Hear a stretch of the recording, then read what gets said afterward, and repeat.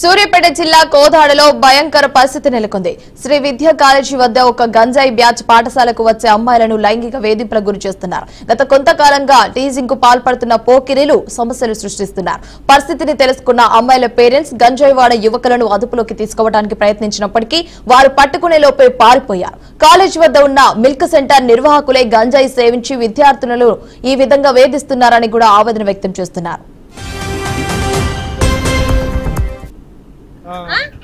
తన ప్రాబ్లం ఎవరు చూడాలి?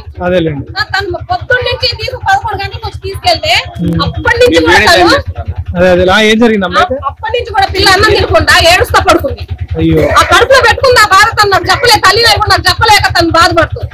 తర్వాత లాస్ట్ కి గుచ్చి అడిగితే కాలు పట్టుకున్నా, నేను ఇంట్లో పట్టుకుంటే అప్పుడు చెప్పింది పిల్ల ఇట్లా అన్న మమ్మీ నన్ను ఎవరైనా తెలుసా?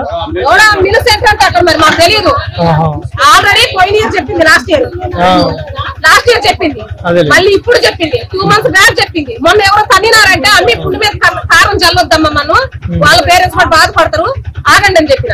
ఆగండి అని చెప్తే ఇవాళ కావాలనే కళ్ళు ఎగరేయటం, అది ఎట్లా పిల్లల్ని అడుగుతాడు. మిల్క్ సెంటర్ కొడుకే మిల్క్ సెంటర్ కొడుకే చూసింది. ఆడపిల్లలు పొద్దున ఒక 5-6 మంది చెప్పారు. వాళ్ళకి భయం చెప్పడానికి, ఎందుకంటే ఇలాంటి ఇష్యూలు అవుతుంది. కానీ మేము ఊరుకోం, మా పిల్లలు తన ప్రాబ్లం ఎవరు చూడాలి?